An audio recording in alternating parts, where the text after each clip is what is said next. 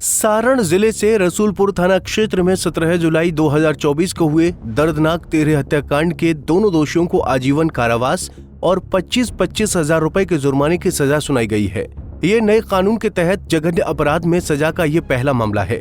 इस मामले में पुलिस और प्रशासन की त्वरित कार्रवाई के चलते मात्र 50 दिनों में ही दोषियों को सजा मिल पाई है। मामले को लेकर सारण एसपी ने पूरी जानकारी दी।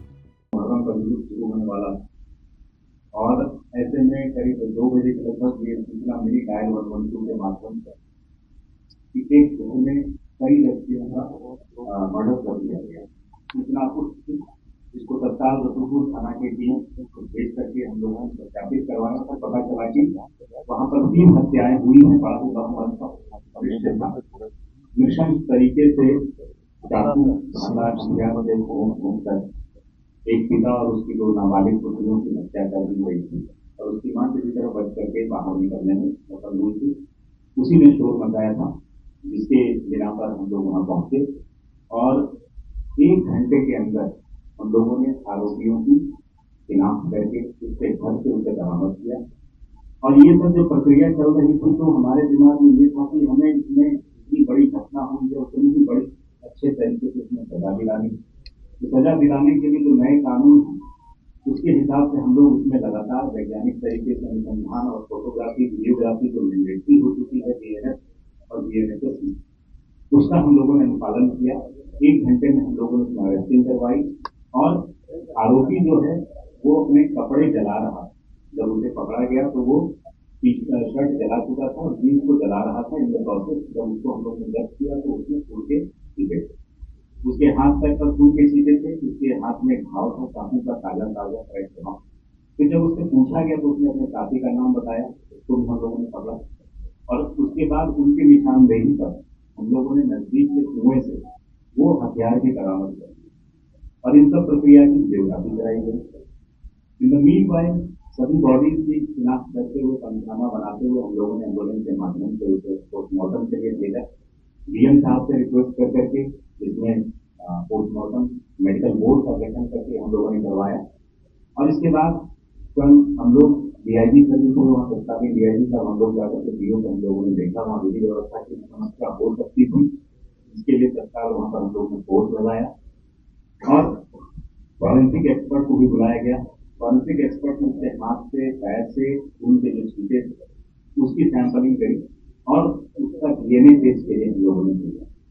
वहीं पुलिस महानिदेशक आलोक राज ने इस मामले में तुरंत कार्रवाई करने वाले सभी अधिकारियों को प्रशस्ति पत्र देकर सम्मानित किया है। कि बिहार ऐसा राज्य रहा है जहां नए आपराधिक कानून के लागू होने के पूर्व ही 2 बार प्रशिक्षण कार्यक्रम चलाया गया है, संचालित किया गया है और हमारे सभी अनुसंधानकर्ताओं को इससे अवगत कराया गया है और हमारे जितने भी वरीय पदाधिकारी हैं वो मुख्यालय स्तर पर या क्षेत्रीय स्तर पर या जिला स्तर पर निरंतर इसके लिए समीक्षा भी कर रहे हैं और निरंतर इसके लिए मार्गदर्शन भी उपलब्ध करा रहे हैं। गौरतलब है कि 17 जुलाई को रसूलपुर में हुए पिता और 2 पुत्रियों के इस 13 हत्याकांड ने पूरे क्षेत्र को हिलाकर रख दिया है। इस जघन्य अपराध में शामिल सभी आरोपियों को पुलिस ने महज 1 घंटे के अंदर गिरफ्तार कर लिया था। तुरंत कार्रवाई से मिली सफलता पुलिस, फॉरेंसिक टीम और अभियोजन पक्ष की संयुक्त टीम ने इस मामले में दिन रात एक कर दिया। मात्र 50 दिनों में ही सभी साक्ष्यों को जुटाकर अदालत में पेश किया गया और दोषियों को सजा दिलाई गई। सारण के रसूलपुर में 13 हत्याकांड का उद्भेदन पुलिस ने कर दिया है। इसमें 3 लोगों की मौत हुई थी। इसमें 2 नाबालिग बच्चियां शामिल थी। मां इसी तरह से जान बचाकर बाहर फरार हो गई।